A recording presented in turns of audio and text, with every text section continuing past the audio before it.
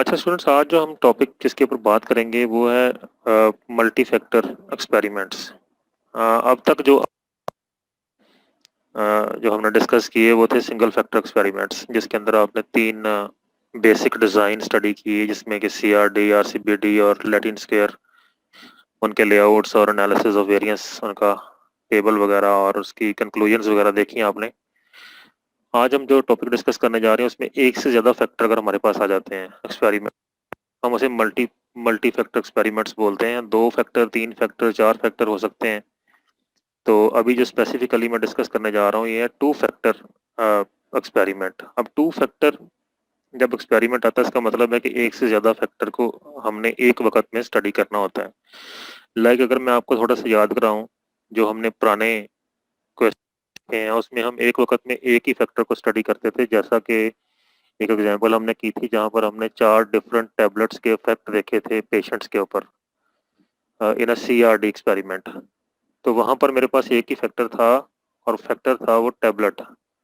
और उस टैबलेट के फिर आगे 4 डिफरेंट टैबलेट्स को हमने स्टडी किया था, जिसको हमने ट्रीटमेंट बोला था।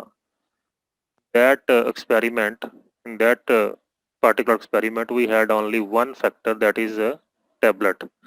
उसके बाद हमने एक और एक्सपेरिमेंट कंडक्ट किया था, यानी कंडक्ट तो नहीं किया था, और उसको देखा था कि, और फिर उसका एनालिसिस किया था। उसमें था फर्टिलाइजर, नाइट्रोजन, आपको याद होगा ना, RCBD। नाइट्रोजन के 6 डिफरेंट मिक्सचर थे और फिर 4 ब्लॉक्स में उसका लेआउट हमने बनाना देखा था और एनालिसिस देखा था। अब वहाँ पर जो ट्रीटमेंट थी वो नाइट्रोजन थी। ठीक है, हमारे पास नाइट्रोजन को हमने उसके नाम रख लिए थे T1, T2, T3, different combination of थे। तो बेसिकली वहाँ पर हमारा जो फैक्टर था वो नाइट्रोजन था। अब उस फैक्टर के साथ आगे फिर हमने इसको 6 डिफरेंट कॉम्बिनेशंस में टेस्ट किया, तो we call it treatment, but that was single factor experiment, और उस फैक्टर में हमने नाइट्रोजन को स्टडी किया था। RCBD इसलिए यूज़ किया था कि हमारे पास जो मटेरियल था वो होमोजीनियस नहीं हो रहा था, तो हमने उसकी ब्लॉकिंग बना के एक ब्लॉक उसमें सारी ट्रीटमेंट को अप्लाई किया और फिर उसका लेआउट वगैरह देखा। ठीक है। अच्छा, आज हम उससे इंटायरली डिफरेंट एक्सपेरिमेंट्स के ऊपर बात करने जा रहे हैं कि अगर एक ही फैक्टर है मेरे, अब सॉरी, अगर एक ही एक्सपेरिमेंट में मल्टीपल फैक्टर मैंने टेस्ट करने हैं। इसकी एग्जांपल मैं यहाँ से आपको देता हूँ कि ये स्लाइड्स मैंने आपसे ऑलरेडी शेयर की हुई हैं। ये आप example to investigate the effect of 3 nitrogen levels and 4 wheat varieties. अब देखें यहाँ पर 2 फैक्टर की मैं बात कर रहा हूँ। पहले आप फैक्टर की तरफ फोकस कर लें।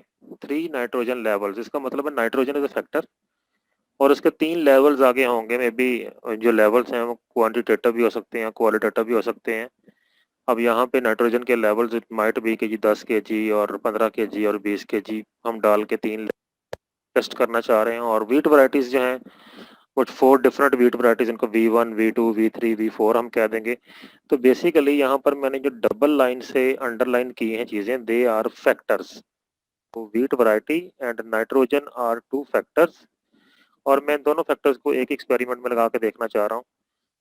इसमें अब कैसा इसका नोवा होगा और कैसे हम इसको करेंगे, जो आपने अब तक पढ़ा है उस हिसाब से अगर आप चलें, तो ये नीचे मैंने 2 नोवा बनाए। यानी अगर आप सिंगल फैक्टर एक्सपेरिमेंट कंसिडर करें दोनों के लिए अलग-अलग, तो इसका मतलब है कि नाइट्रोजन का एक्सपेरिमेंट जो होगा, अगर मैं CRD की बात ही करूँ, ठीक है, consider 2 single factor experiments for nitrogen and variety.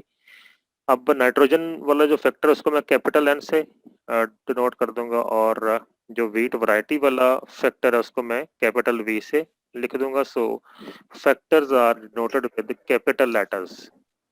ठीक है, नाइट्रोजन वाले फैक्टर को मैं कैपिटल N से लिख दिया और वैरायटी वाले फैक्टर को मैंने कैपिटल V से लिख दिया। अब मैं इन दोनों के 2 सिंगल फैक्टर एक्सपेरिमेंट कंसिडर करके विद 4 रेप्लिकेशंस, आपको मैंने नीचे अनोवा टेबल उनके बना के दिखा दिया कि this is what you have already done. For example CRD था, तो आपने देखा जी नाइट्रोजन के अगर 3 लेवल हैं तो उसकी डिग्री फ्रीडम नाइट्रोजन की 2 आ जाती। और मैंने बोला अभी कि 4 रेप्लिकेशंस के साथ करना है। सो एक्सपेरिमेंटल प्लॉट होते हैं, उसमें से मेरे पास 11 डिग्री फ्रीडम टोटल की आती, 2 मेरे पास नाइट्रोजन की आती। आपने यहाँ पर इसको अभी तक ट्रीटमेंट बोला हुआ है कि जी ट्रीटमेंट, जो सिंगल फैक्टर थे उसमें हम उस फैक्टर को ट्रीटमेंट बोल देते थे, ट्रीटमेंट, और फिर जो टोटल और फिर एरर, एक्सपेरिमेंटल एरर, राइट। ठीक है। अच्छा, अगर मैं वैरायटी के लिए ही सिर्फ करता तो वैरायटीज 4 हैं, और अगर 4 ही मैं रेप्लिकेशन करता तो मेरे एक्सपेरिमेंटल यूनिट्स होने चाहिए थे, और इसका मतलब है 16 डिफरेंट ऑब्जर्वेशंस में से टोटल की डिग्री ऑफ फ्रीडम 15 बन गई, और वैरायटीज अगर मेरे पास 4 हैं तो उसकी डिग्री ऑफ फ्रीडम 3 बन गई और एरर की 12 बन गई। तो ये एक स्लाइड में आपको बताया गया कि अगर दोनों फैक्टर्स को हम अलग-अलग करें by using a single factor, तो ये स्टोरी होती है आपके पास जो आपने अब तक स्टडी किया है, जो आपने कॉन्सेप्ट अब तक लिया है। अब सिंगल फैक्टर एक्सपेरिमेंट, और अब हमें एक क्वेश्चन यहाँ पे राइज होता है कि क्यों ना हम ऐसे ही कर लें कि जी नाइट्रोजन को लेकर टेस्ट कर लें और वेट वैरायटी को लेकर टेस्ट कर लें, and why we need two factor in same experiment, क्यों चाहिए हमें। तो ये सिंगल फैक्टर एक्सपेरिमेंट स्टडी करते हैं, तो आपको इस एक्सपेरिमेंट से, जो कि स्क्रीन में आप देख रहे हैं अभी, मेरी पेंसिल गौर से देखिएगा, ये वाला दिस वन नाइट्रोजन, ये एक्सपेरिमेंट आपको बता सकता है कि जी क्या तीनों नाइट्रोजन लेवल जो हैं उनसे जो एवरेज यील्ड आ रही, क्या वो सेम है, ठीक है, या वो डिफरेंट है, या उनमें से कोई एक डिफरेंट है, ठीक है। तो आपको नाइट्रोजन के लेवल्स का कंपैरिजन हो जाता है यहाँ पे। और ये जो दूसरा एक्सपेरिमेंट है, यहाँ पे मैं जरा ब्लू पेंसिल को फोकस कीजिएगा, दिस वन। अब ये एक्सपेरिमेंट आपको बताता कि भाई चारों वैरायटीज जो हैं यील्ड पर इफेक्ट बताता कि क्या चारों वैरायटीज की एवरेज बराबर है या बराबर नहीं है, कौन से पेयर सिग्निफिकेंट हैं, जैसे हमने pair wise mean pair wise comparison भी पढ़ा हुआ है। तो ये अब दोनों सिंगल फैक्टर एक्सपेरिमेंट से एक बड़ी ही अल्टीमेट सी इंफॉर्मेशन जो कि मिस यहाँ पे होती, for example I just want to know that which for variety of wheat which level of nitrogen, कौन सा लेवल नाइट्रोजन का किस वीट वैरायटी के साथ ऑप्टिमम यील्ड देता है। तो ये हम यहाँ से नहीं बता सकते क्योंकि हमने दोनों फैक्टर्स को अलग-अलग एक्सपेरिमेंट में लगाया हुआ है। सो कौन सी वैरायटी किस नाइट्रोजन लेवल पर बेस्ट परफॉर्म करती है, अगर हम इसमें से एक्सट्रैक्ट करना चाह रहे हैं, तो इसका मतलब है कि I am talking about the interaction effect, दोनों फैक्टर्स की इंटरेक्शन के बारे में बात कर रहा हूँ। तो ये इस एक्सपेरिमेंट से हमें हासिल नहीं होगा। So we have to do two factor experiment, दो फैक्टर्स को लेके हमें चलना होगा फिर। तो वो कैसे करते हैं, अब ये स्लाइड के बाद मैं आपको दिखाता हूँ कि बस दो फैक्टर हैं और दोनों को मैंने एक ही एक्सपेरिमेंट में लेके चलना है, तो वो कैसे करूँगा। अच्छा, we call it factorial experiments. याद रखें ये डिज़ाइन नहीं है, एक्सपेरिमेंट की बात ही हो रही है। डिज़ाइन वही 3 है बेसिक जो आपने पढ़ लिए हैं। तो फैक्टोरियल एक्सपेरिमेंट, इसको कैसे हम लेके चलते हैं फिर। ये वैरायटी मेरे पास अगर 4 है, वही एक्सपेरिमेंट रहता है। 4 वैरायटीज़ हैं, मैंने कैपिटल लेटर वैरायटी, इसको मैंने फैक्टर को डिनोट करने के लिए लिख लिया कैपिटल एन, मैंने कहा जी ये नाइट्रोजन वाला फैक्टर है। And then we have V1, V2, V3, V4, ये कोई वीट वैरायटीज है, मैंने उनको शॉर्ट नेम से लिख लिया V1, V2, V3, V4। अब ये मैंने स्मॉल लेटर यूज किए यहाँ पर, small V1, small V2, small V3, small V4। तो बेसिकली मैंने यहाँ पर 4 लेवल्स लिखे हैं फैक्टर V के, फैक्टर वैरायटी यानी वैरायटी वाले फैक्टर के मैंने यहाँ पे 4 लेवल्स लिखे। And then similarly for nitrogen I have 3 levels, और उनको मैं लिख दूंगा N1, N2, यहाँ पर 2, अच्छा यहाँ पर 2 भी किया हुआ है। For example I have 2 levels of nitrogen, इतना ही है बस। 2 लेवल्स नाइट्रोजन, मैंने उनको N1, N2 लिख दिया, एंड 4 लेवल्स ऑफ वैरायटी। अब इसको अगर हमने इकट्ठा इसको लगाना है, यानी दो फैक्टर का एक एक्सपेरिमेंट में दोनों को लगाना है, तो वो कैसे हम करेंगे, उसका लेआउट कैसे होगा, उसका एनालिसिस कैसे होगा, और उसका नोवा टेबल कैसे होगा। तो वैरायटीज को हमने यहाँ पे 2 वे टेबल मैंने बनाया, इसके कॉलम्स में मैंने वैरायटी लिखा, वैरायटी फैक्टर को, और इसकी रोज में मैंने नाइट्रोजन को लिखा। अब जरूरी नहीं है कि रोज में नाइट्रोजन लिखना है और कॉलम में वैरायटी लिखना है, it can be other way around. Varieties को उठा के कोई बंदा रोज में लिख सकता है, और यस, और नाइट्रोजन को उठा के आप कॉलम्स में लिख सकते हैं, उससे कोई रिजल्ट हमारे चेंज नहीं होंगे ना। अच्छा, फिर मैंने वैरायटी लिखी उसके चारों levels, V1, V2, V3, V4। अगर 4 नहीं है, 3 लेवल्स है, तो आप 3 लिख देंगे, और अगर 2 ही लेवल है तो आप 2 लिख देंगे। सिमिलरली नाइट्रोजन के मैंने 2 लेवल्स थे, वो मैंने रो में लिख दिए, N1, N2। अच्छा, जो बॉक्सेस में इस वक्त बना चुका हूँ वो ये है कि नाइट्रोजन वाले फैक्टर के 2 लेवल्स हैं, N1, N2। वैरायटी वाले फैक्टर 4 लेवल्स हैं V1, V2, V3, V4। अच्छा, हम इन लेवल्स को यहाँ फैक्टोरियल करने लगे हैं, फैक्टोरियल अरेंजमेंट्स बनाने लगे हैं ट्रीटमेंट्स की। वो कैसे कि अगर मुझे वैरायटी 1 जो है V1 N1 के साथ आएगी तो ये बन गया, फिर V1 N2 के साथ आएगी तो ये कॉम्बिनेशन बन गया। Similarly V2 with N1, V2 with N2, V3 with N1, V3 with N2, V4 with N1, V4 with N2। तो ये जो रेड कलर से आपको स्लाइड में लिखे हुए मिल रहे हैं, they are known as treatment combinations. आपके पास दो फैक्टर थे, one factor at 4 levels, other factor at 2 levels. तो आपने ट्रीटमेंट कॉम्बिनेशंस बनाए।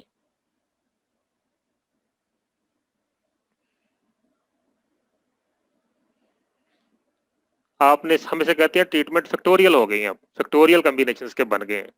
अच्छा, नाइट्रोजन थी, उसके 2 लेवल्स थे, मैं स्मॉल एन से लेवल्स लिख सकता हूँ नाइट्रोजन के, और वैरायटी जो है मैं स्मॉल वी से इसके लेवल लिख सकता हूँ 4। अच्छा, अब इन दोनों को मल्टीप्लाई करें, अगर दोनों के मल्टीप्लाई करें तो I got the answer 8। It means that there are 8 treatment combinations.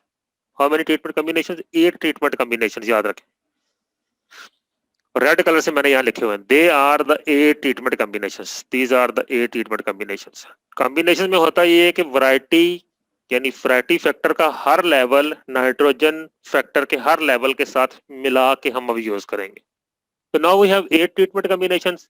तो अब 8 ट्रीटमेंट कॉम्बिनेशंस को आगे किस डिजाइन में यूज करना है, अब ये डिपेंड, डिजाइन कौन सा यूज करना है, इधर यू विल यूज CRD और RCBD और Latin square, that depends entirely on the situation. जैसे हमने पहले पढ़ा है कि मटेरियल कैसा होगा तो कौन सा डिजाइन। फर्ज करें हमने ये 8 ट्रीटमेंट कॉम्बिनेशंस को अब डिसाइड कर लें यहाँ पर। For example we want to do 2 replication या 3 रेप्लिकेशन फॉर एग्जांपल। तो इसका मतलब है कि अगर 3 रेप्लिकेशन हमने करनी है, 8 हमारे पास ट्रीटमेंट कॉम्बिनेशंस हैं, तो 8 इंटू 3 कितने हो गए? 24 एक्सपेरिमेंटल यूनिट्स चाहिए हमारे पास, 24 एक्सपेरिमेंटल यूनिट्स। अब आगे जाके हम देखेंगे कि क्या ये 24 एक्सपेरिमेंटल यूनिट्स हैं। अगर ये होमोजेनियस हैं तो it means that we will use CRD। अगर ये होमोजेनियस नहीं है, हम उसकी ब्लॉकिंग करेंगे, तो इसका मतलब है कि वी विल यूज RCBD। और अगर 2 साइड ब्लॉकिंग करनी पड़ेगी तो then we will use Latin square design. So this factorial experiment can be used with either CRD, this is very important, or RCBD or Latin square design. In short, this is an experiment. We call it a factorial experiment, but it may be factorial experiment under CRD, factorial experiment under RCBD, experiment under Latin square design. तो ये यहाँ पे possibilities हैं। अच्छा, this is the ANOVA of this experiment. ANOVA table कैसा होगा, उसमें कौन कौन से सोर्स आएंगे, उसकी डिग्री ऑफ फ्रीडम कैसे आएगी, ये हम थोड़ा सा इसको डिस्कस कर लेते हैं। ऊपर जो अभी मैंने आपको ट्रीटमेंट कॉम्बिनेशन बना के दिखाए, वहीं से मैंने इसका अनोवा लिखा है। आपको अभी तक के लिए जो हमने पढ़ा है, आप पहले 2 कॉलम पे अगर तो हमने इसके सोर्स लिखे और इसकी डिग्री ऑफ फ्रीडम लिखी है, ये देखें, ठीक है। अच्छा, टोटल ये मैंने यहाँ पे R भी इंट्रोड्यूस करवाया। R stands for application. अगर वो ब्लॉक होंगे तो वो ब्लॉक आ जाएगा ना, अगर हम RCBD में कर रहे होंगे। अगर हम CRD में कर रहे हैं तो ये R स्टैंड्स फॉर एप्लीकेशन। अच्छा, अब देखिए मैंने क्या किया, R into N into V, ये मैं ऊपर भी कर चुका हूँ। N आपके small n is 2 and small v is 4। और मैंने अभी ऊपर आपसे कहा था कि अज्यूम वी आर यूजिंग 3 रेप्लिकेशंस, तो R इज इक्वल टू 3। तो अगर हम इन तीनों को मल्टीप्लाई करेंगे तो we will end up with the total experimental units. आपके पास जो एक्सपेरिमेंटल मटेरियल है उसके कितने यूनिट्स हैं। So this is equal to 24 अगर मैं तीनों को मल्टीप्लाई कर दूं। 4 - 1, तो आपके पास टोटल की डिग्री ऑफ फ्रीडम इस गिवन सिचुएशन के अंदर 23 बन गई है। मैंने जनरल टर्म में इसका फार्मूला भी लिख दिया, और मैं कैलकुलेट कर लूँ अगर गिवन सर्कमस्टेंसेस के अंदर, तो दिस इज 23। अब अगर आप ऊपर आए तो आपके पास 2 फैक्टर हैं, एक नाइट्रोजन है और एक वैरायटी है, और तीसरा फैक्टर जो है वो इनकी इंटरेक्शन से आ जाएगा। हम उसको मल्टीप्लीकेशन N इंटू V पढ़ते हैं उसको, और एन वी भी लिख सकते हैं, सिर्फ मल्टीप्लाई ना भी लिखें इसके अंदर फिर भी ठीक है, इसका मतलब इंटरेक्शन ही है। और अगर आप एन इंटू वी लिखते हैं जिस तरह मैंने यहाँ पे स्क्रीन पे लिखा हुआ तो देन भी ये ठीक है। और फिर टोटल है और बाकी ये 3 सोर्सेज हैं, नाइट्रोजन है, वैरायटी और तीसरा सोर्स है इनकी इंटरेक्शन और फिर एरर आ जाएगा। अच्छा, ऊपर मैंने ट्रीटमेंट का वो डाला हुआ है एक रो, इसको मैं जरा सर्कल करता हूँ, ये वाला दिस वन। इसकी एज सच यहाँ पे जरूरत नहीं है, सम ऑफ स्क्वायर ट्रीटमेंट और ये ट्रीटमेंट्स की एज सच यहाँ पे जरूरत नहीं, क्योंकि ट्रीटमेंट का ही ये आगे स्प्लिट हुआ है।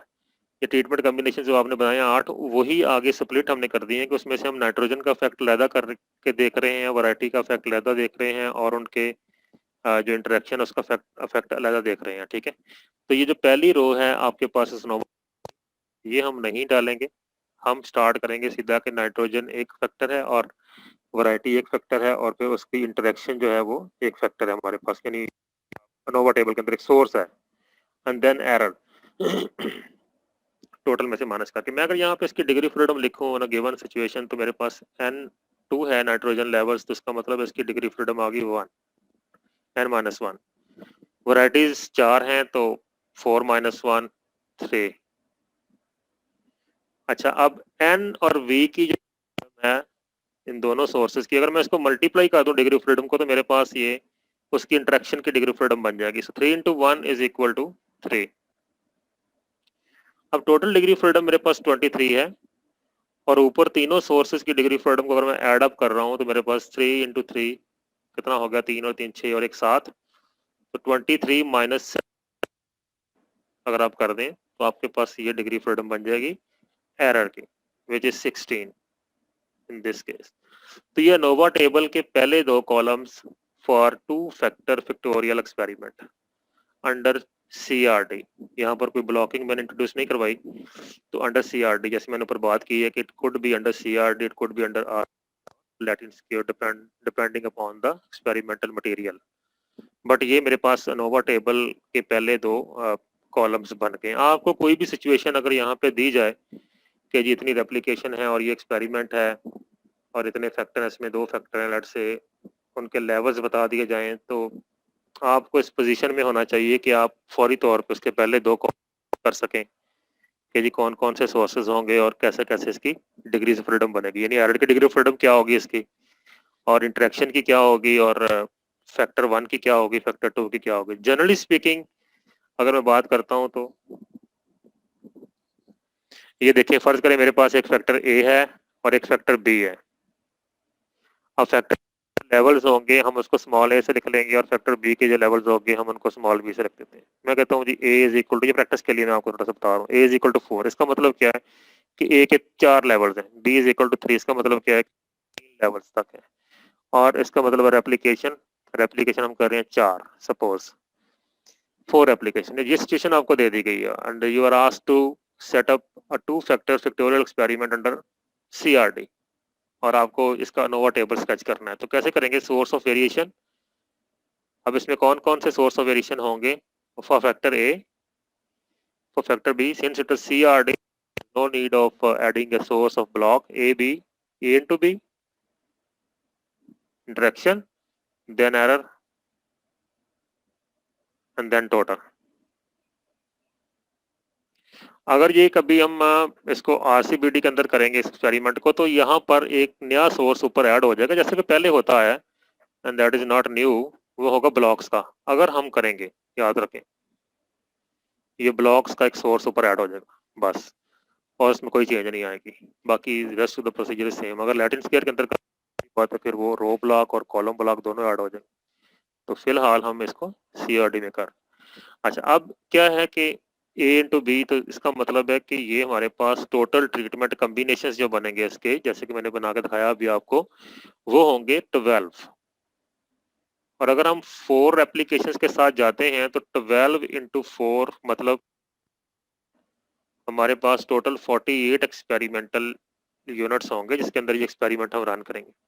48 का मतलब है कि टोटल का डिग्री ऑफ फ्रीडम 47 बनेगा, 48 माइनस 1 कर दिया, ठीक है। ये डिग्री ऑफ फ्रीडम का कॉलम मैं बनाने लगा, ये ले। अब फैक्टर ए जो है उसके कितने लेवल है, 4, तो 4 माइनस 1 3। फैक्टर बी के 3 लेवल है, 1 2 और अगर मैं ए और बी की डिग्रीज ऑफ फ्रीडम को मल्टीप्लाई करूं तो मेरे पास बन गई इंटरेक्शन की डिग्री ऑफ फ्रीडम। तो ये 6 2 8 8 and 3 11 11 और ये 47 माइनस 11 ये बचा 36। तो एरर की डिग्री ऑफ फ्रीडम बन गई 36।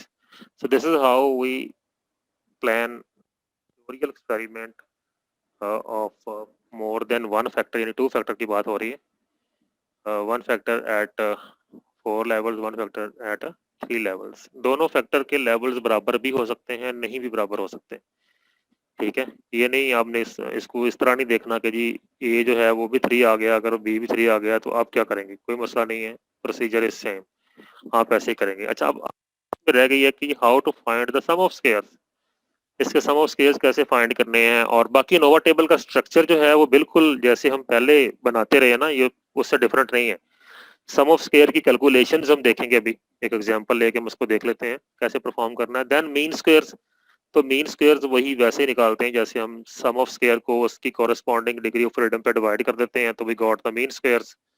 और फिर हमारे पास एफ रेशियोज, एफ यानी टेस्ट स्टैटिस्टिक, जिस वैल्यू की बेस पर हमने नल हाइपोथेसिस को रिजेक्ट करना है या उसको रिटेन करना है। ठीक है, तो वो फिर जो है दैट इज मीन स्क्वायर, यानी जो हमारे पास अगर नाइट्रोजन के लिए हम ये जो आपके सामने भी टेबल, अगर हम नाइट्रोजन के लिए एफ रेशियो निकालना चाह रहे हैं तो mean square for nitrogen divided by mean square of error. तो ये भी बिल्कुल के ऊपर ही है जैसे आपने सिंगल फैक्टर में पढ़ा था। डिवीजन में हमेशा मीन स्क्वायर एरर डालते हैं हम लोग, और जिस सोर्स के लिए एफ रेशियो निकाली जा रही है उसका मीन स्क्वायर जो है वो रेशियो के ऊपर आ जाता है। Mean square nitrogen divided by mean square error, फिर mean square for varieties divided by mean square error, फिर mean square for interaction two factors divided by mean square of error. तो यहाँ से हमारे पास एफ रेशियोज आएंगी and then we will compare these F values with the table values. और table value में वही सीन चलता है, डिग्री फ्रीडम 1 2। तो यहाँ पर कोई नई चीज बताने के लिए है नहीं, ये तकरीबन जो आपने किया हुआ है वैसा ही है। अब सम ऑफ स्क्वायर कैसे निकालने हैं, तो हम एक यहाँ पर एक्सपेरिमेंट एग्जाम्पल कंसिडर कर लेते हैं और उसमें से मैं आपको बता देता हूँ कि how to calculate the sum of squares. क्योंकि अब जारी बात है डिग्रीज ऑफ फ्रीडम और सोर्स तो आप लिख लेंगे। अब ये जो एक्सपेरिमेंट आपको नजर आ रहा है, this is 2 factor factorial experiment under RCBD. ठीक है, इसमें मैंने ब्लॉक्स भी इंट्रोड्यूस कर दिए हैं। तो आई have 3 blocks basically, B1 B2 B3। तो 3 ब्लॉक्स हैं, ये मैंने लिख दिए, B1 B2 B3। और 3 स्पेसिंग्स, यानी जब वो ये है एक्सपेरिमेंट यील्ड ऑफ बीन्स का, तो बीन्स को जब सो किया गया तो 3 डिफरेंट स्पेसिंग लेवल्स पर सो किया गया, 45 सेंटीमीटर, 90 सेंटीमीटर एंड 135 सेंटीमीटर। और सिमिलरली 2 लेवल्स, फॉस्फेट लेवल्स 2 है मेरे पास, 0 एंड 25। तो इसका मतलब है आपके पास 2 फैक्टर आ गए। एक फैक्टर को आपने कैपिटल एस कह दिया, दैट इज स्पेसिंग। एक फैक्टर को आपने कैपिटल पी कह दिया, दैट इज फॉस्फेट। स्पेसिंग के आपके पास लेवल्स जो हैं वो 3 है। आपने एक को S1 कह दिया, एक को S2, ये नोटेशन थे ना, S2 कह दिया और एक को आपने S3 कह दिया, स्मॉल s। अब अगर आप प्रैक्टिकली देखें तो S1 is equal to 45 centimetre, this one. ठीक है, इसको हम लिख भी दो यहाँ पे, this is equal to 45 centimetre. और S2 is equal to 90 centimetre, यानी दूसरा spacing level 90 centimetre. And S3 is equal to 135 centimetre. तो 3 level spacing is being studied at 3 levels, 3 level है उसके।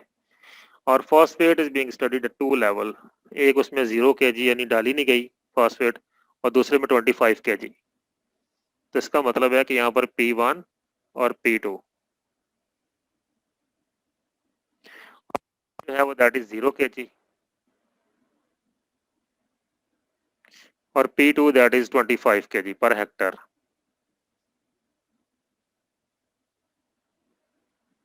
ऐसे है ये सिचुएशन। और ब्लॉक्स है मेरे पास B1 B2 B3। मैं यहाँ से इसको हटा रहा हूँ, कन्फ्यूजन से ना क्रिएट हो आपके पास, और मैं डिफरेंट कलर से लिख रहा हूँ, B1 और फिर है ब्लॉक 2 अब हमने सबसे पहले देखना है कि जी इसके ट्रीटमेंट कॉम्बिनेशंस कैसे होंगे, उसका लेआउट कैसे होगा। तो मैंने अभी थोड़ी देर पहले तो जो आपने पढ़ा है, अगर आरसीबीडी कर रहे हैं तो आरसीबीडी जैसा ही इसका लेआउट होगा, बिल्कुल वैसे बनाएंगे लेआउट। बट क्या है कि यहाँ पर ट्रीटमेंट कॉम्बिनेशंस बनाने पड़ेंगे, क्योंकि मेरे पास दो फैक्टर्स हैं एस और पी। तो ट्रीटमेंट कॉम्बिनेशंस अगर मैं इसके बनाऊंगा तो ये बनेंगे, आपके सामने लिखे मैंने। आप इसको टू वे टेबल में रख के बना सकते हैं, जैसे मैंने अभी आपको ऊपर वैरायटी और नाइट्रोजन के बनाने सिखाए हैं। ठीक है, बिल्कुल सेम उसी तरह से आप यहाँ पर भी बना सकते हैं। तो ये s small s is equal to 3 and small p is equal to mean इसके लेवल जो है। So 3 into 2 is equal to 6. So there are 6 treatment combinations, right? 3 into 2 is equal to 6. So हमारी ट्रीटमेंट्स यहाँ factorial हो गई हैं और इसके 6 कॉम्बिनेशंस बन गए। अब अगली चीज ये है कि ये मैंने कहा कि 3 ब्लॉक हैं, तो small b stands for block. तो ब्लॉक 3 मतलब है कि मेरे पास अगर टोटल एक्सपेरिमेंटल यूनिट्स मैंने निकालने हो तो 6 into 3 is equal to 18 experimental units मेरे पास टोटल होंगे। अच्छा, अब इसके साथ इतनी इंफॉर्मेशन के साथ आप अभी फिलहाल इस डाटा को बाद में देखते हैं हम लोग।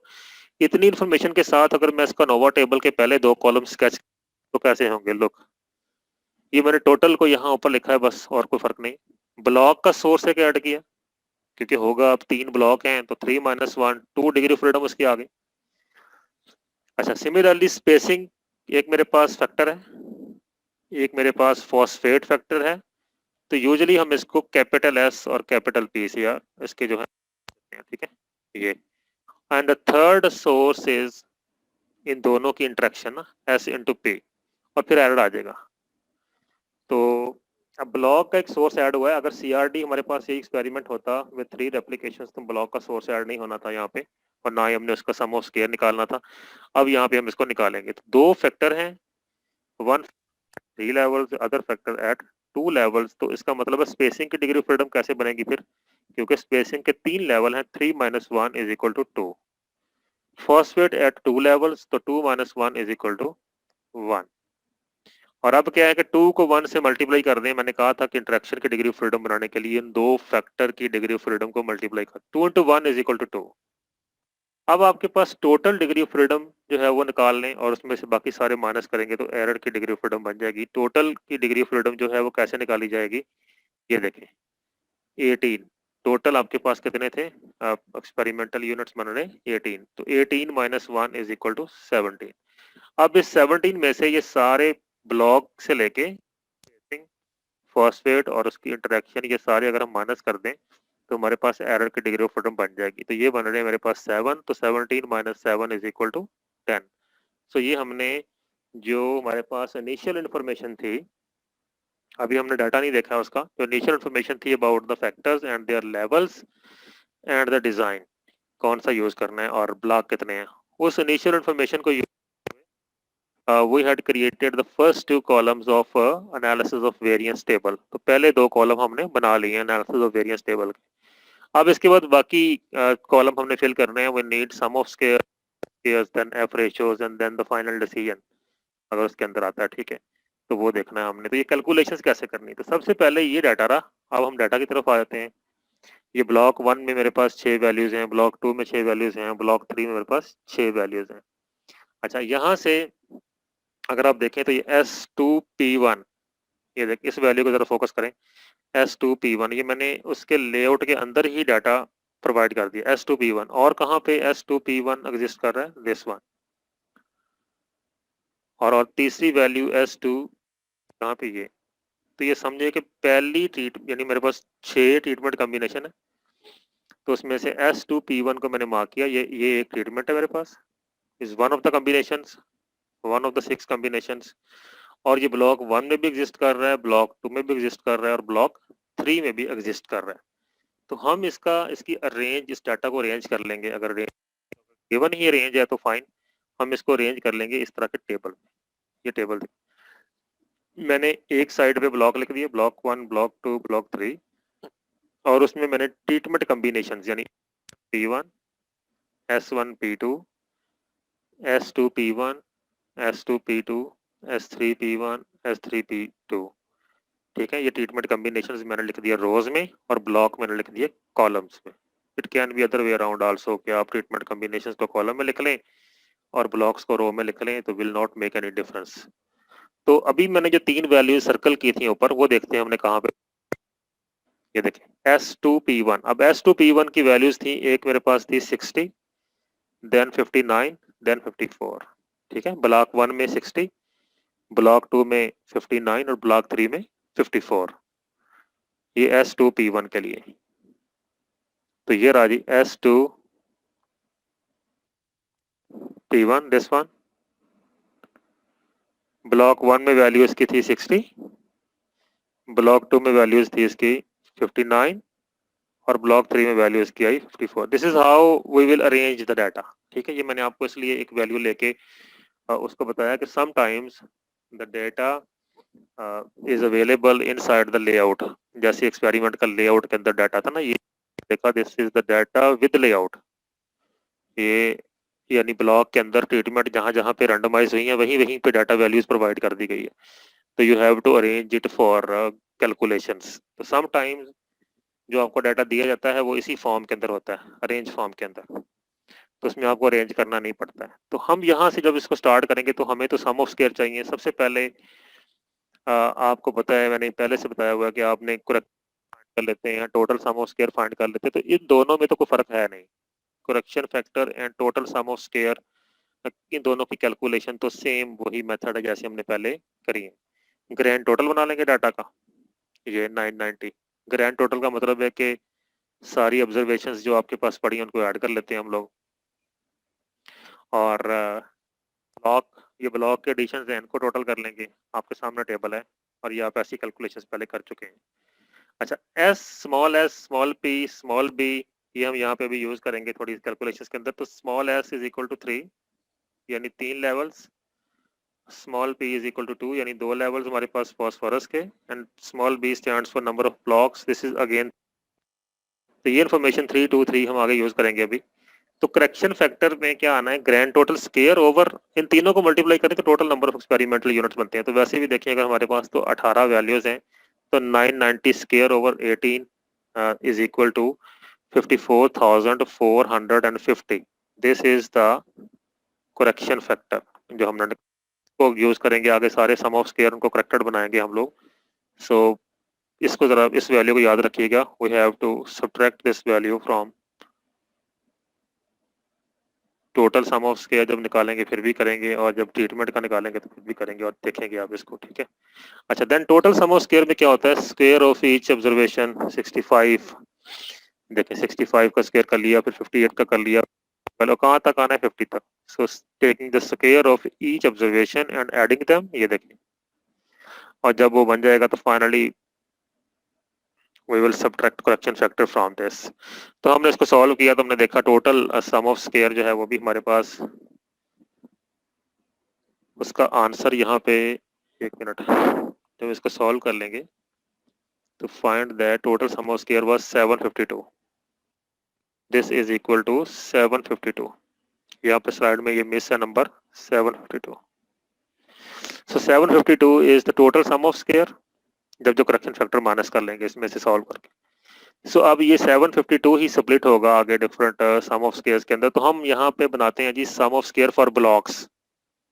तो ब्लॉक का जब सम ऑफ स्क्वायर निकाला जाएगा, ब्लॉक टोटल चाहिए, याद रखें ब्लॉक टोटल किस साइड को होंगे, ये ब्लॉक्स हैं। और फर्स्ट ब्लॉक का टोटल मेरे पास ये नीचे हुआ पड़ा है 368, सेकंड ब्लॉक का टोटल है 324, and then third block total is 298। तो इन तीनों के टोटल्स का स्क्वायर फिर मैं उनको ऐड कर लूंगा, ये आप पहले भी कर चुके हैं, डिवाइडेड बाय 6 किया, क्योंकि एक ब्लॉक में मेरे पास 6 ट्रीटमेंट कॉम्बिनेशन मैंने हर ब्लॉक में अप्लाई किए थे, तो हमारे पास एक ब्लॉक के अंदर से 6 वैल्यूज आई डाटा की। सो देयरफॉर ब्लॉक टोटल्स के देन उनको ऐड करना है डिवाइडेड बाय 6, ये, और माइनस करेक्शन फैक्टर। तो we find that the sum of square for blocks is 417.33। तो आप ये कह लें, मान लें कि 752 was the total variable data, total sum of square, और उसमें से जो ड्यू टू ब्लॉक्स है दैट इज 417.33 दिस वन। ठीक है, अब हमने क्या करना है कि we need the sum of square. अगर हम अपना नोवा टेबल खाली, तो हमने दो चीजें कैलकुलेट कर ली, this one block sum of square आ गया and total sum of square आ गया। जारी बात है जो एरर का सम ऑफ स्क्वायर है ये तो सब्ट्रैक्ट करके आ जाएगा, तो हमें अब तीन सम ऑफ स्क्वायर और निकालने हैं, दैट इज कौन कौन से हैं, spacing, phosphate and it's interaction. तो तीन सम ऑफ स्क्वायर और कैलकुलेट करने हैं हमने भी। तो याद रखें कि जब हमारे पास टू फैक्टर फैक्टोरियल एक्सपेरिमेंट होता है और उसमें हमने जब अलग-अलग फैक्टर्स के सम ऑफ स्क्वायर निकालने हैं, तो हमें टू वे टेबल एक बनाना होता है इसी मेन टेबल से, बल्कि एक से ज़्यादा टू वे टेबल हमने बनाने होते हैं। तो उन टू वे टेबल से जाके फिर हम अलग-अलग फैक्टर के सम ऑफ स्क्वायर निकालते हैं। तो इस इंफॉर्मेशन को यानी इसी टेबल से हम एक स्मॉल टेबल क्रिएट करते हैं, दिस वन। इसे हम बोलते हैं to way table of treatment sums. और क्या किया मैंने यहाँ पे, पास जो स्पेसिंग का फैक्टर था वो मैंने कॉलम्स में लिख लिया, और फॉस्फेट का फैक्टर जो है वो मैंने रो में लिख लिया, और इसके अंदर मैंने 6 वैल्यूज डाली। अगर मैं टेबल ये स्क्रैच से बनाऊं अभी, ये जरा आप देखें, मैं एम्प्टी पेज पे ये टेबल बनाता हूँ। मैंने करना क्या कि मेरे पास जो भी दो फैक्टर्स हैं उनको मैंने लिख देना है। ये देखिए मैंने लिख दिया, ये मेरे पास इसका एक लेवल P1 है, इसका एक, ये ऐसे। अब मेरे पास जो स्पेसिंग का है उसमें मेरे पास तीन है, S1, S2, S3। ये मैं टू वे टेबल बनाना बता रहा हूँ आपको कैसे बनाना है। ये ऊपर ऐसा, अब ये ऐसे आ गया। अब इसके अंदर 6 एंट्रीज है, लेकिन अब जो पहली एंट्री यहाँ पे मैं लिखने लगा हूँ उसको जरा फोकस कीजिएगा आप लोग, दिस वन। ये मेरे पास S1 P1 की जो तीन ऑब्जर्वेशन है उनको मैं ऐड करके यहाँ लिखूंगा, S1 एंड P1। फिर जो अगली एंट्री आएगी दूसरी वो होगी S2 एंड P1, ये S2 एंड P1। अब S1 और P1 की जो तीन एंट्रीज मैंने उनको ऐड करना है वो मैं कहाँ, तो आप जाए अपने डाटा में, मेन टेबल में, आप देखें S1 और P1, ये देखें S1 और P1 की जो तीन वैल्यूज हैं उसके अंदर ये हैं 65, 58 एंड 55। इन तीनों को जब मैं ऐड करूंगा तो आंसर आ गया 178। तो इसका मतलब है कि यहाँ पर मैं इसको एंट्री डालूंगा 178। तो ये पहला टोटल 1 और P1 की जो तीन वैल्यूज हैं हमारे डाटा में उसके टोटल को मैंने ला के यहाँ पे लिख दिया।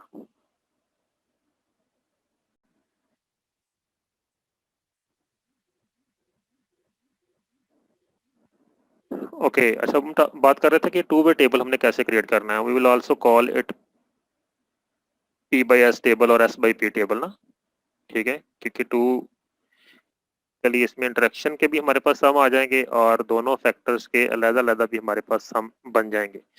तो ये हमने किया ना, S1 P1 की तीनों ऑब्जर्वेशंस को ऐड करके यहाँ पे लिख लिया। सिमिलरली अगली जो मेरे पास वैल्यू यहाँ पे आएगी that is S2 and P1। अब S2 और P1 की जो मेरे पास ऑब्जर्वेशन आने वाली है, this is the S2 P1, look ये S2 P1। अब S2 P1 में कौन 60, 59 एंड 54। अब इन तीनों को मैं ऐड करूं, 60 plus 59 plus 54, I got the answer is 173। तो 173 को मैं कहाँ लिखूंगा, हेयर 170। तो इस तरह करके मैं इस टेबल को कंप्लीट कर लूंगा, और इस टेबल से फिर आगे हमने बाकी जो सम ऑफ स्क्वायर्स तीन बनाने हैं वो इस टेबल से बनेंगे। तो दिस इज द टेबल, ये मेरे पास देखें। अब आपको समझ आनी चाहिए कि ये 178 कैसे आया और ये 173 कैसे आया और बाकी ऑब्जर्वेशन इसके अंदर कैसे आएंगी। सो this is to way table. अच्छा, अब इस टू वे टेबल में दोबारा मैं वहीं पे ले जाता हूँ। अगर हम इसको और इसकी रोज को सम करें, यहाँ पर जो दो सम बन रहे हैं मेरे पास 516 एंड 474, 516 एंड 474,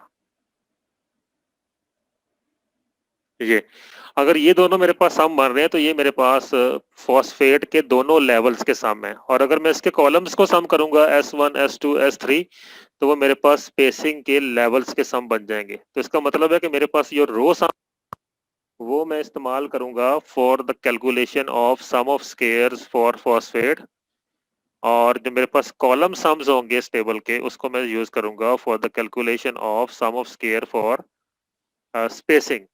और जो मेरे पास टेबल के अंदर जो सम पड़े हुए हैं दैट इज 178, 1 अनदर वैल्यूज, इनको मैं यूज करूंगा for the calculation of sum of squares for the interaction. तो ये आपने थोड़ी सी इसको अंडरस्टैंड करना है। 322 ये कॉलम टोटल है, 322, 330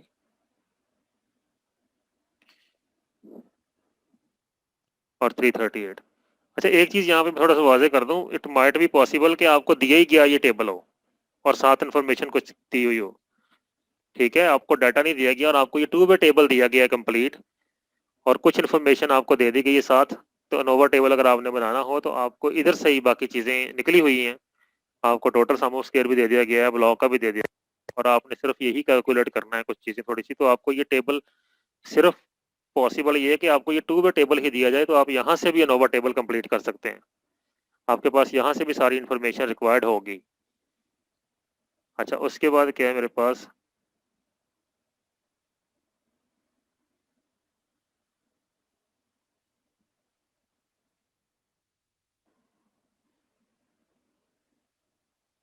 मैंने ये टेबल कंप्लीट कर दिया इधर भी, 173।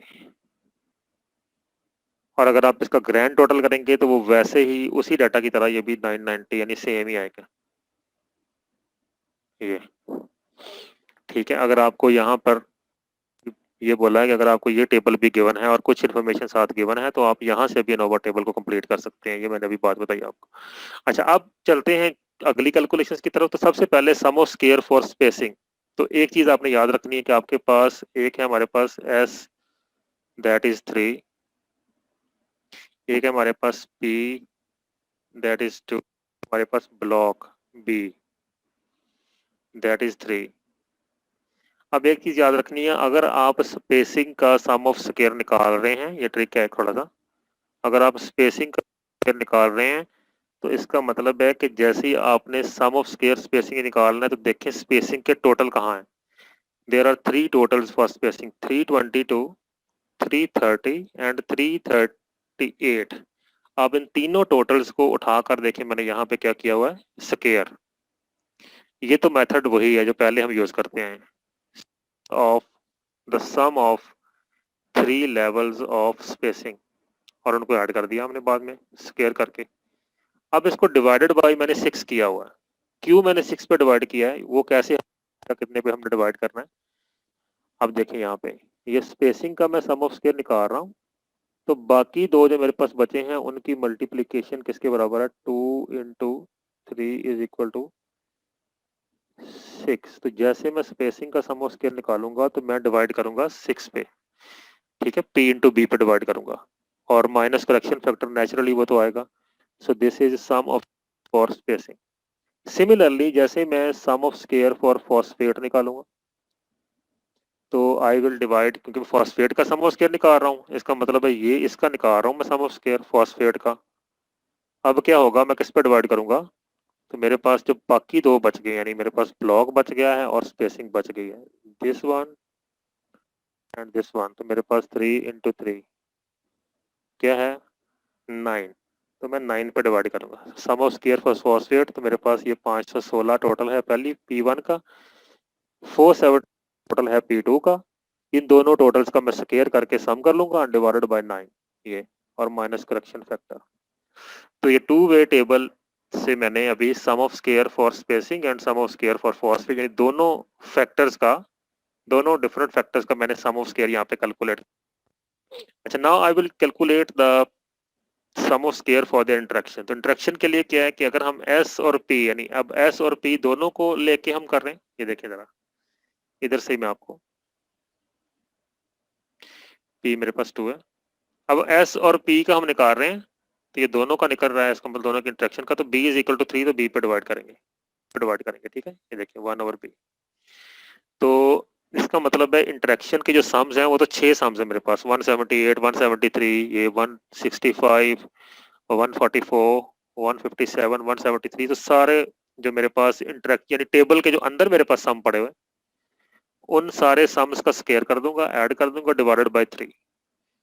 क्योंकि एस इंटू पी का ये निकल रहा है, तो उन दोनों को छोड़ के बाकी जो बचा मेरे पास बी उसके कितने हैं मेरे पास 3, तो 3 मैंने इसको डिवाइड कर दिया।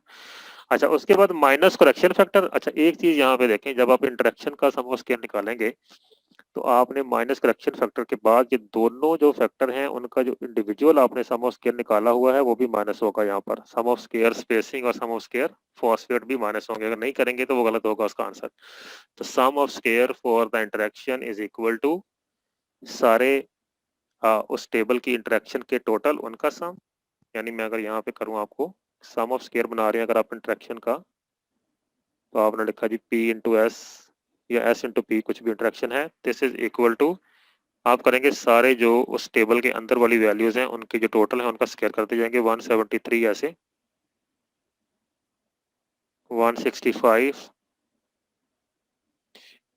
144, ये मैंने टेबल के जो अंदर वैल्यूज पढ़ी हैं उनके स्क्वायर किए, प्लस 157 प्लस 173।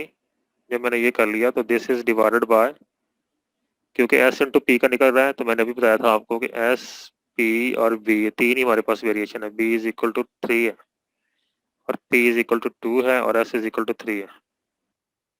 क्योंकि इन दोनों के लिए हम निकाल रहे हैं इंटरेक्शन का, तो B इज इक्वल टू 3, तो 3 पर डिवाइड कर देते हैं। और माइनस करेक्शन फैक्टर, यहाँ बात खत्म नहीं हुई है ना, करेक्शन फैक्टर। फिर जब ये सम आएगा तो माइनस यहाँ पर दोनों सम ऑफ स्क्वायर जो हमने निकाले हैं already, sum of square for spacing और फिर minus sum of square for phosphorus. तो ये इसमें से तीन चीजें माइनस होंगी, करेक्शन फैक्टर भी और सम ऑफ स्क्वायर स्पेसिंग का भी और सम ऑफ स्क्वायर फास्फोरस का भी। तो करेक्शन फैक्टर के जो इंडिविजुअल सम ऑफ स्क्वायर निकाले हैं वो भी यहाँ से माइनस हम करेंगे, तो फिर जाके हमारे पास इंटरेक्शन का सम ऑफ स्क्वायर कैलकुलेट हो जाएगा। So that is equal to 148। अच्छा, अब सारी इन्फॉर्मेशन को उठा के हम इस टेबल कर देते हैं। फाइनली ये नोवा टेबल हमें स्केच हुआ नजर आ रहा है, दिस वन। तो ये डिग्री ऑफ फ्रीडम पहले ही हम देख चुके हैं कि क्या है, और ये सारे ब्लॉक की sum of square and then spacing यानी एस फैक्टर की एंड देन फॉस्फेट की एंड देन देयर इंटरेक्शन और फिर एरर। ठीक है, फिर उनके मीन स्क्वायर्स बन गए। मीन स्क्वायर कैसे आते हैं, सम ऑफ स्क्वायर्स को हम उनकी डिग्री ऑफ फ्रीडम पर डिवाइड करते जाते हैं, तो वी गॉट मीन स्क्वायर्स। अब ये रहा मीन स्क्वायर एरर 73। इस मीन स्क्वायर एरर को अगर हम ब्लॉक के मीन स्क्वायर पर डिवाइड करेंगे तो ब्लॉक वाला हमारे पास एफ रेशो कैलकुलेट हो जाएगा। अब स्पेसिंग का मीन स्क्वायर है 10.67। अब इसको अगर हम डिवाइड करेंगे 6.73 पर तो मेरे पास बन जाएगा 1.58। तो अगर मैं यहाँ पे ये 1.58 and similarly for the F ratio phosphate हम 98 को डिवाइड करेंगे 6.73 पर, we got 14.56 and the last one is the F ratio for the interaction, ये 74 डिवाइडेड बाय 6.73। तो सारे मीन स्क्वायर्स को मीन स्क्वायर एरर पर डिवाइड करने से वी गॉट 4 एफ रेशियोज। जो पहली एफ रेशियो है ब्लॉक्स की, जैसे पहले हमने इंटरप्रिटेशन उसकी की थी आरसीबीडी के अंदर, कि उससे हमें पता चलता है कि क्या सारे ब्लॉक मीन्स बराबर है। हमने डिफरेंट ब्लॉकिंग इसलिए की थी कि ब्लॉक आपस में सेम नहीं है, फर्टिलिटी के एतबार से या कुछ भी इसकी ऐसा करेक्टरिस्टिक जिसके एतबार से वो होमोजीनियस नहीं है ब्लॉक्स आपस में, B1 B2 से डिफरेंट है।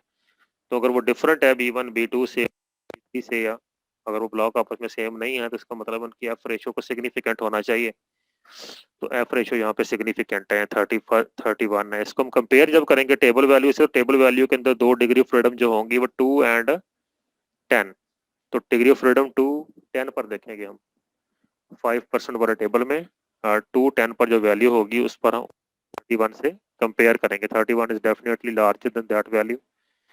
तो हम यहाँ पे कहते हैं रिजल्ट्स आर सिग्निफिकेंट, मतलब ब्लॉकिंग इज इफेक्टिव। ब्लॉकिंग जो हमने करी है उसके जो मीन है for different blocks they are not same, at least one block mean is significantly different from others, at least one. अच्छा, उसके बाद स्पेसिंग की लेकिन जैसे ही हमने 2 फैक्टर फैक्टोरियल एक्सपेरिमेंट कंडक्ट किया होता है तो सबसे पहले जब हम इसको स्टडी करेंगे will see that whether the interaction effect is significant और नॉट। तो सबसे पहले इंटरेक्शन का जो एफ रेशो है उस पर हमारा फोकस होना चाहिए। First of all if the interaction is significant, और इसका मतलब है कि दोनों फैक्टर के जो इंटरेक्शन है, इंटरेक्शन से वो चीज इंटरप्रेट हो पा रही है, तो दोनों फैक्टर्स को हम अलग-अलग से फिर इंटरप्रेट नहीं करेंगे। Like in this example, you see that spacing and phosphate, the interaction spacing and phosphate is significant. So we will no longer interpret spacing and phosphate separately. तो इनको हम फिर इंटरप्रेट नहीं करेंगे दोनों को अलग-अलग। ठीक हो गया। हम इसके इंटरेक्शन इफेक्ट को ही जो है वो उसकी स्टैटिस्टिकल रिपोर्ट लिख देंगे और उसके बाद हम इसका अगर इंटरेक्शन इफेक्ट सिग्निफिकेंट है तो हम एक इनका टू वे मीन्स टेबल बनाएंगे लाइक दिस। अब ये टू वे मीन्स टेबल जो है ये आपने अभी एक टू वे टेबल बनाया थोड़ी देर पहले। अगर आप उसको 3 पे डिवाइड 3 पे क्यों करना है? क्योंकि अब देखें ज़रा ये 178 जो यहाँ पे हमने किया था ये कितनी ऑब्जर्वेशंस का टोटल था? 3 का। तो अगर मैं इसको 3 पे डिवाइड कर दूं तो इसका मीन बन जाएगा, ये S1P1 का मीन बन जाएगा। सिमिलरली ये S2P1 का मीन बन जाएगा ना, ये देखिए। तो अगर मैं इन टोटल्स वाले टेबल को, ये टू पे टेबल बनाया था, उनको मैं 3 पे डिवाइड कर दूं हर ऑब्जर्वेशन को। लाइक अगर पहली ऑब्जर्वेशन मेरे पास है 178, तो इस 178 को मैं डिवाइडेड बाय 3 करूं तो मेरे पास आंसर आता है 59.33। तो दिस इज दैट 59.33। तो अब क्योंकि सिग्निफिकेंट है, ये देखें, क्योंकि इंटरेक्शन सिग्निफिकेंट है, it means that we will create a two way table of means. अच्छा, अगर ये इंटरेक्शन सिग्निफिकेंट ना हो तो हम दोनों फैक्टर्स के अलग-अलग से उनके मीन टेबल बना लेंगे। वो two way mean means table, two way means table, उसमें क्या है हमारे पास के टेबल। अब यहाँ पे देखिए, अब ये मीन्स टेबल है। अच्छा, अब क्योंकि इंटरेक्शन सिग्निफिकेंट है, यहाँ पे बड़ी एक इंटरेस्टिंग फाइंडिंग है। मैं आपसे पूछता हूँ एक क्वेश्चन, लेट से मैं यहाँ से एक क्वेश्चन रेज करता हूँ कि जी कौन सा फॉस्फेट लेवल बेहतर है? तो अगर आप लेवल देखते हैं, क्या नन बेहतर है या 25 kg बेहतर है? तो हमने देखना है कहाँ पर यील्ड ज्यादा है। तो हम अगर इन दोनों में देखते हैं तो पता चलता है कि अगर 25 kg फॉस्फेट अप्लाई हम कर रहे हैं तो देन मेरे पास थर्ड स्पेसिंग लेवल बेहतर है। और अगर हम फॉस्फेट अप्लाई नहीं कर रहे बिल्कुल, तो देन मेरे पास 45 सेंटीमीटर स्पेसिंग लेवल बेहतर है।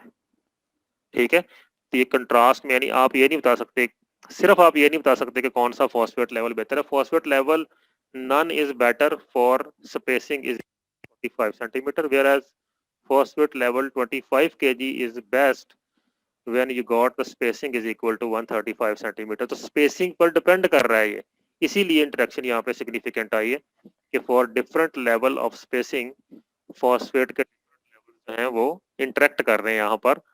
आप इसकी इंडिपेंडेंटली इंटरप्रिटेशन नहीं कर सकते हैं, ना बता सकते हैं कि कौन सा स्पेसिंग लेवल बेहतर है।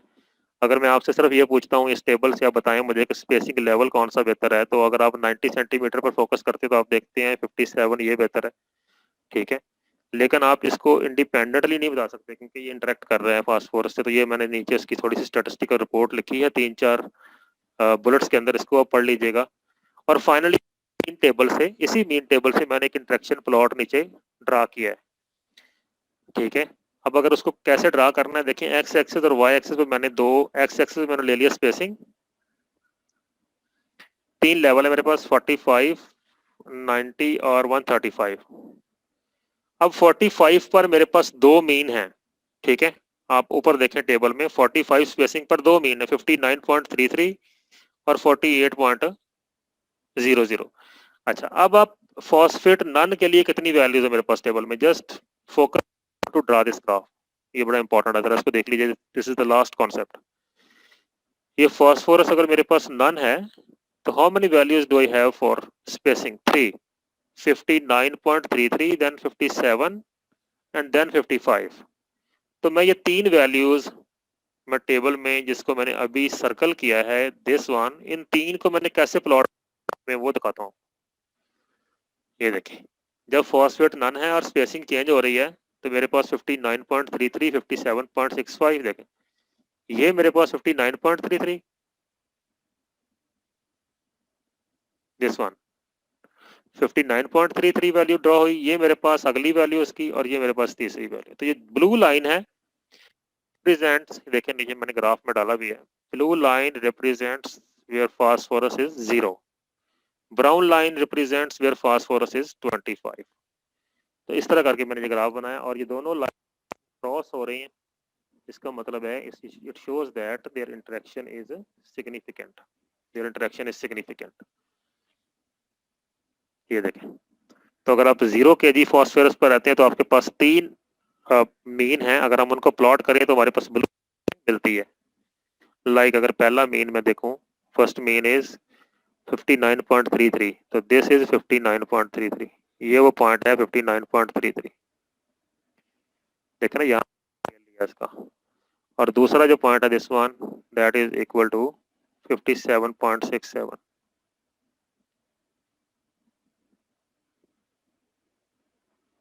और तीसरा पॉइंट जो है that is equal to 55, this one blue line का। ये ब्लू लाइन के 3 पॉइंट मैंने यहाँ पे प्लॉट किए और इनको मिलाने से मेरे पास ब्लू लाइन बनी और मैंने इसको लाया, blue line stands for 0 kg per hectare phosphate.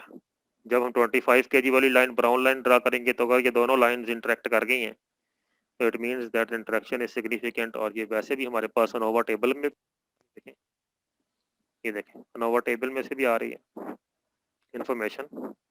और ये सर अच्छा, एक चीज आप यहाँ पे थोड़ी सी देखें, अगर ये नोवा टेबल है इसमें से कोई कुछ सर्टन इन्फॉर्मेशन मिस कर दी जाती तो आपके पास अगर एक्सपेरिमेंट का सारा डाटा है तो आप उसको फिल कर सकते हैं। ठीक है, ऐसा एक क्वेश्चन हम करेंगे इंशाल्लाह नेक्स्ट वीक कि अगर इस नोवा टेबल की चीज़ें हम छोड़ देते हैं, मैं आपको जैसे मिसिंग नोवा आप लोग बोलते हैं कि एक नोवा टेबल आपको दिया, सिचुएशन दी है, साथ कुछ आपको उसके पैरामीटर्स दे दिए गए हैं, उनकी बेस पर आपने इसको फिल करना है।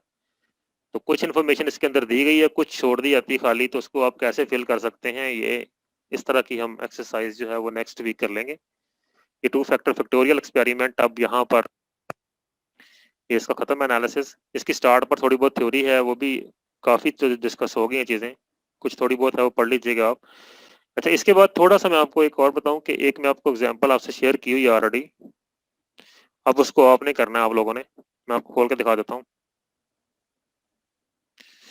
ये एग्जांपल मैंने यहाँ एक डिस्कस कर लिया। दूसरी एग्जांपल है 3 फैक्टर फैक्टोरियल एक्सपेरिमेंट। आपने ये कैलकुलेशंस देख लेनी है इसकी कि इसका नोवा कैसे बनता है, डिग्री ऑफ फ्रीडम कैसे बनती है और इसके सम ऑफ स्क्वायर कैसे। 3 फैक्टर फैक्टोरियल यानी अगर मेरे पास 2 फैक्टर से बढ़ के फैक्टर 3 हो जाते हैं। ये देखें, फर्ज करें एक वैरायटी फैक्टर है, एक फॉस्फेट फैक्टर है और एक तीसरा वीड कंट्रोल फैक्टर है। तो तीनों फैक्टर को अगर मैंने एक वक्त में लेके चलना तो this is something like that, V1 V2 और फिर V1 के अंदर ये सारा यहाँ पे छोड़ रहा हूँ अभी, ये एज एन एक्सरसाइज कर लेंगे, पूरा सॉल्व है यहाँ पे। उसकी कैसे बनेगा उसका नोवा टेबल, कौन कौन से सोर्स होंगे। जब 3 फैक्टर पे जाएंगे तो मैं अगर आपको यहाँ पे इसको कर दूं, if you go to 3 factors क्या होगा, सोर्स ऑफ वेरिएशन होंगे। ठीक है, क्योंकि यहाँ पर जो एग्जांपल आपको दी गई है 3 फैक्टर फैक्टोरियल की, जो सॉल्व है वो है RCBD के अंदर, तो मैं उसी से बताता हूँ आपको। तो एक सोर्स आएगा मेरे पास ब्लॉक का, अगर 3 फैक्टर है इसका मतलब है पहला फैक्टर A फर्ज करें, फिर B, फिर C, इनके मेन फैक्ट आ गए। दो दो की इंटरेक्शन यानी A और B की इंटरेक्शन आ जाएगी, फिर A और C की इंटरेक्शन आ जाएगी, फिर B और C की इंटरेक्शन आ जाएगी। अब दो दो की इंटरेक्शन के बाद फिर इन तीनों की इंटरेक्शन आ जाएगी, 3 way interaction A B C, और फिर आ जाएगा मेरे पास एरर और फिर आएगा टोटल। तो अगर मेरे पास 3 फैक्टर हैं A B और C, और अगर मैं आपको यहाँ पे देता हूँ कि जी A के लेवल जो है वो 3 है, B के लेवल जो है वो 2 हैं और C के लेवल जो है वो 1 है, सॉरी 2 लेवल C के। तो C at 2 level, B at 2 level and A at 3 levels, and there are जो ब्लॉक्स है मेरे पास इस एक्सपेरिमेंट्स में, दे आर 3। तो मैं कहता हूँ इस सिचुएशन में मुझे जरा ये नोवा टेबल जो है कंप्लीट कर दें आप, तो आपको यानी तीनों जो मेरे पास फैक्टर हैं उनके लेवल्स के हिसाब से आप उनकी डिग्री ऑफ फ्रीडम देखेंगे, यानी कि A की डिग्री ऑफ फ्रीडम आपके पास आ जाएगी 2, B की डिग्री ऑफ फ्रीडम 1, C की 1, ब्लॉक्स 3 है तो ब्लॉक की डिग्री ऑफ फ्रीडम 2। अगर आप टोटल देखें 3 into 2 6, 6 into 2 12, तो 12 ट्रीटमेंट कॉम्बिनेशंस इन 3 ब्लॉक्स, तो 12 इंटू 3 36, ठीक है, और 36 माइनस 1 35, टोटल की डिग्री ऑफ फ्रीडम 35 आ गई। और इसी तरह ए इंटू बी का मतलब है कि अब ए और बी की डिग्री फ्रीडम को हम मल्टीप्लाई कर देंगे। ए इंटू सी का मतलब है कि ए और सी की डिग्री फ्रीडम को मल्टीप्लाई कर देंगे। बी इंटू सी का मतलब है कि उन दोनों की ये इस तरह, और ए बी सी की डिग्री फ्रीडम ये। अब इन सारी डिग्रीज ऑफ फ्रीडम को अगर हम ऐड करके 35 में से माइनस कर दें, 13, 35 माइनस 13,